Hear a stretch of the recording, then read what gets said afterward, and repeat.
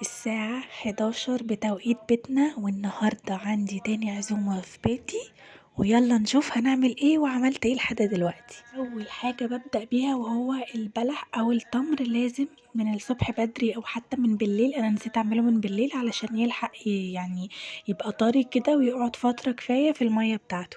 وحضرت العصاير المعتادة بتاعتنا احنا، يعني العصاير بتاعتنا ما فيهاش افتكاسات قوي. باعمل دايما صوبيا وفراولة وعناب. مش بعرف اعمل خروب والحاجات دي، فممكن نجيبها جاهزة. وطول ما انا واقفة في المطبخ اول باول بغسل المواعين وانضف مكاني علشان الدنيا ما تتبهدلش حواليا. اول حاجة عملتها ان انا نضفت الخضار، وجنبي دايما وانا بنضف خضار في اي وقت كيسة ارمي فيها علشان مرميش في الحوض او الرخامة تبقى مكركبة، فولمها وارميها في الباسكت الزبالة على طول. قطعت الخضار بتاعتي بقى: بصل، بطاطس، جزر وفلفل. ممكن تضيفوا كوسة. انا هعمل فراخ في كيس حراري عملتها معاكم قبل كده، فهي كانت وصفة سهلة ومثالية قوي لعزومة النهاردة، خصوصا ان ضيوفي اول مرة هيجربوها مني يعني. المهم حضرت الخضار بتاعتي وغسلت الفراخ ونقعتها شوية، وجبت بقى الأكياس دي خلي بالكوا علشان فيها منها أحجام وفي منها عدد، يعني كل باكت فيه كيسين 3 على حسب حجمه، وعلى حسب أنا هعمل قد ايه فراخ، فرخة كاملة او نص او كده بجيب حجم الكيس. وبعمل حسابي برضو ان في خضار فلازم اجيب الكيس كبير شوية، حتى لو كان اكبر من المعتاد ما فيهاش اي مشكلة. التتبيلة بتاعتي بتاعت الفراخ، انا بحب اتبل اي فراخ بعملها بزبادي لان هي بتطري الفراخ جدا. فعملت زبادي وعليها خل وبتوابل الفراخ وملح وفلفل وتوم باودر وبصل باودر ومعلقة كبيرة من الصلصة علشان تخلي اللون بتاع الفراخ حلو قوي. غسلت الفراخ بتاعتي كويس جدا وسبتها تتصفى من كل المية بتاعتها، وابتديت ان انا اعمل فيها فتحات كده علشان ادخل فيها التتبيلة في كل حتة تبقى واصلة للحمة جوه. وانا في الاخر فصلت بقى الدبوس عن باقي الورك عشان تبقى يعني اسهل في الاكل وتبقى برضو شكلها حلو. هضيف نص التتبيلة بتاعتي على الفراخ والنص التاني على الخضار. فحطيت النص الاولاني على الفراخ، وهفضل بقى ايه، حبة حلوين كده 15 دقايق ادعك الفراخ كويس قوي، اتأكد ان كل فتفوتة وصلها التتبيلة. ممكن بقى في اللحظة دي تسيبوها على جنب في التتبيلة بتاعتها شوية في التلاجة، بس انا بحط كل الخضار في الكيسة واسيبها في الكيسة كلها في التلاجة مثلا ساعة ساعتين. وممكن من الصبح ممكن تبيتوها في التتبيلة دي في التلاجة، كل ما باتت هيبقى طعمها احلى واحلى. بتاع لامار ده. لا بتاعي، بتاعت السلامات. امال بتاعت مين؟ بتاعي أنا. لا. لا بتاعي. عايزه الفت نظركم ان انا مقطعه الخضار بتاعتي يعني تخينه شويه، لان هي هتقعد فتره كافيه في الفرن فمش عايزاها تتهرى مني. فبقطعها مربعات كده علشان تبقى يعني تستوي وفي نفس الوقت محافظه على الشكل بتاعها ما تبقاش مهريه. كمان مش لازم ابدا اضيف عليها ميه، التتبيله والميه بتاعت الخضار وكمان الميه اللي هتنزل من الفراخ كفايه جدا ان هي تسويها وهيبقى فيه صوص كده في الاخر. انا محطتش ميه خالص، بس يمكن ربع كوبايه بس مكان التتبيله ما بتبقى في البوله اللي انا متبله فيها، فبتبقى يعني بحط حبه ميه كده اقلب الباقي وانزلها على الفراخ، مش اكتر من كده. عايزة اقول لكم اي اكلة مهما كانت هتسووها في الكيس الحراري بجد بيطلع طعمها خطير وبتستوي كويس قوي. الحاجة بتطلع دايبة جدا. انا مرة عملت بطاية في الكيس الحراري بجد ما خدتش وقت وطلعت دايبة لدرجة ان ماسكة العظمة كده بتاعة الورك، واللحمة وقعت منها وكان طعمها خطير.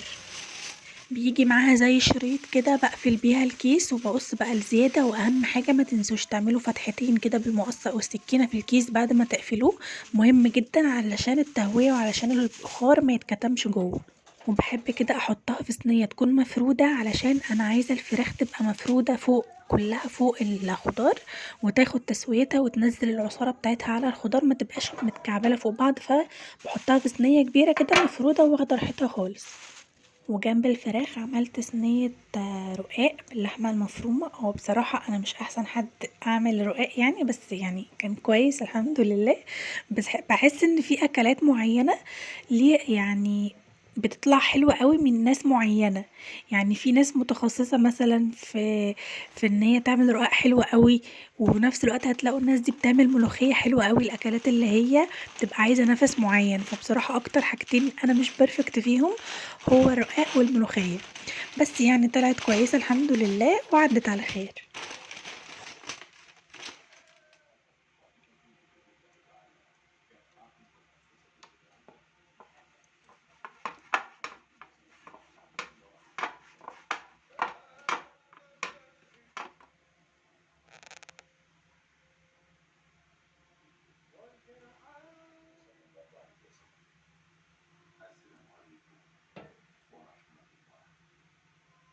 في رمضان بقى باحاول على قد ما نقدر أغيّر من الرز بشعرية والرز المسلوق إن أنا أعمل برامات رز، هتبقى يعني حاجة مختلفة عن الطبيعي في الأيام العادية.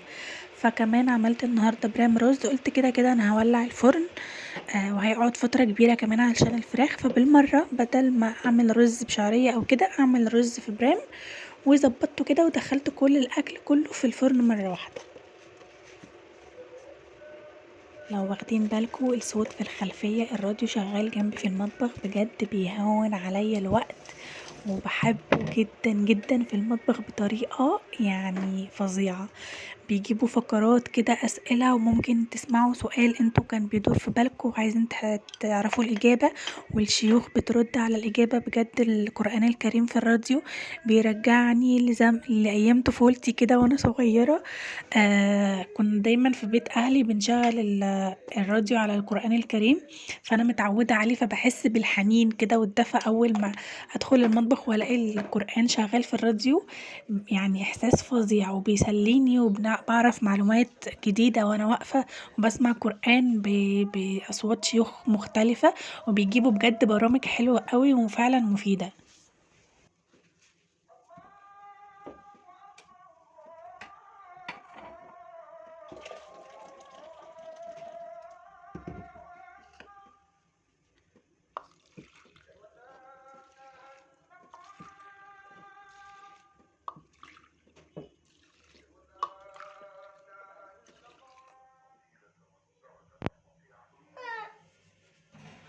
ماما.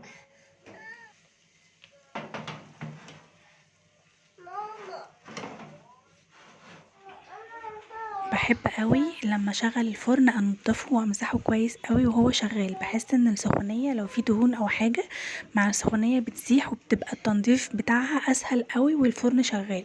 كمان الإزاز بتاع الفرن، باب الفرن بيبقى بيتلمّع بأسهل سهولة وهو شغّال بجد. السخونية فعلًا بتفرق، فدايمًا أول ما أشغّل الفرن أقف أنضّف البوتاجاز وأخلّصه تبقى مهمة وخلصت من عليَّ.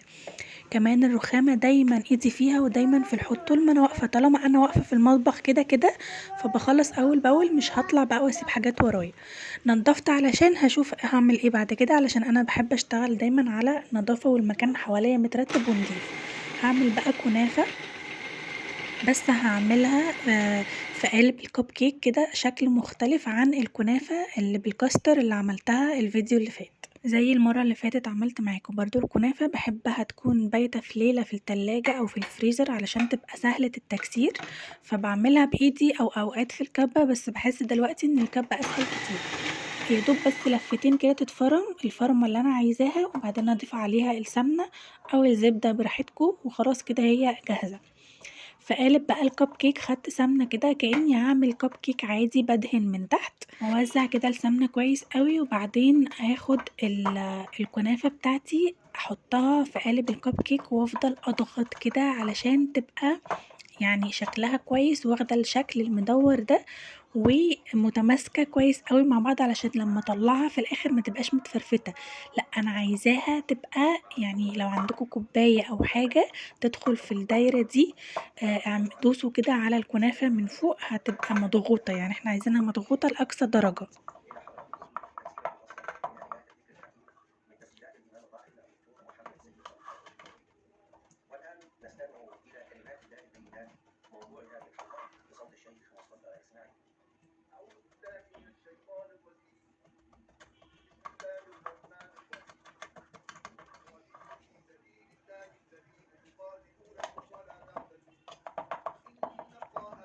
بالنسبة بقى للحشوة ممكن تضيفوا قشطة، ممكن تضيفوا شوكولاتة، ممكن تضيفوا كده حشو مكسرات زي ما انا عملت، يعني براحتكم. ممكن اصلا ما تحطوش حاجة خالص وفي الاخر تزودوا لها بقى شربات او تحطوا حاجة من على الوش، يعني براحتكم. بس هي الفكرة في الحد نفسها ان احنا نعملها في قالب كب كيك كده، بتبقى صغيرة على قد قطمتين وفي نفس الوقت بتبقى شيك قوي في التقديم، يعني حاجة مختلفة.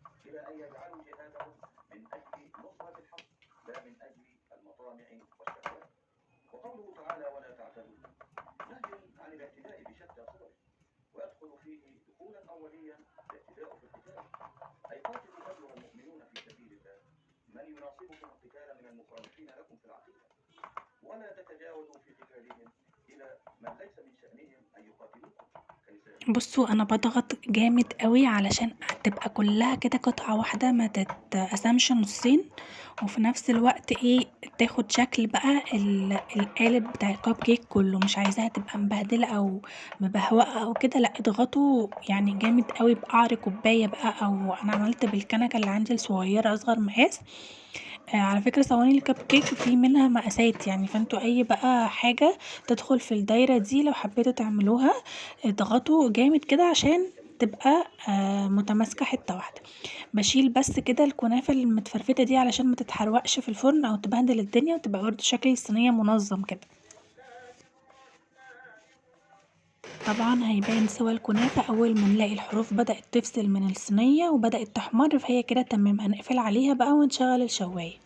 في الوقت ده خلاص كل الأكل كان قرب على السوا في الفرن، وأنا بقى بدأت أجهز السفرة وجبت المفرش ده، شكله عجبني قوي، أجواء رمضان كده كان مبهج جدا. وده أهم طبق بالنسبة لي واو. على السفرة، فاتح الشهية.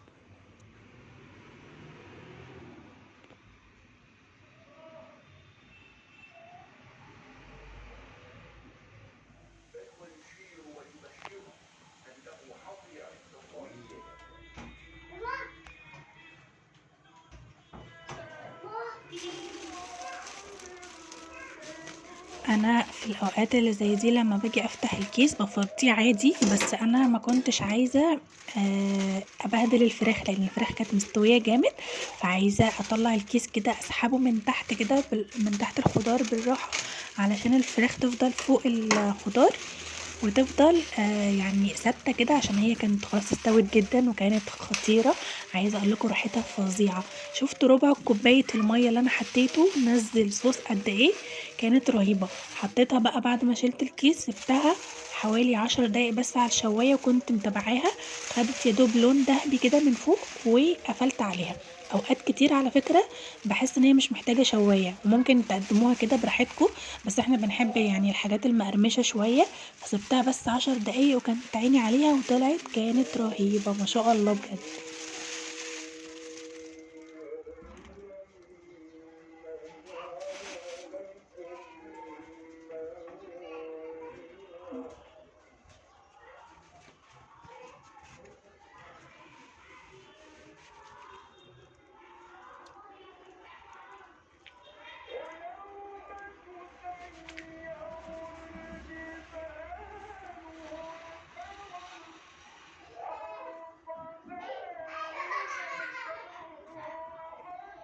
هنا الكنافة بقى لما استوت حطيتها برضو على الشواية، اخدت اللون وطلعت زقتها بالشربات. ممكن بقى لو حابين تستغنوا عن فقرة الشربات وتحطوا من فوق بقى نوتيلا، تحطوا مثلا فواكه، تحطوا اي حاجة انتوا حابينها، تزينوها بشوية مكسرات، يعني انتوا راحتكم بقى. التوبينج من فوق ده بدعوا فيه.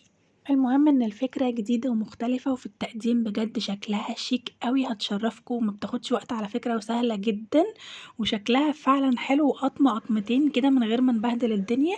كانت بجد حلوة قوي قوي قوي. خليكوا دايما فاكرين ان العزومة مش بكتر الاطباق ولا كتر الاصناف، بس حاجتين وتكوني عاملة فيهم مجهود وعاملاهم بكل حب بيطلعوا احلى حاجة في الدنيا. وبس كده، الحمد لله يومنا عدى على خير وكان يوم خطير. وشكرا ان انتوا وصلتوا لحد هنا، وهستنى رأيكم في الكومنتات واشوفكم في فيديو جديد.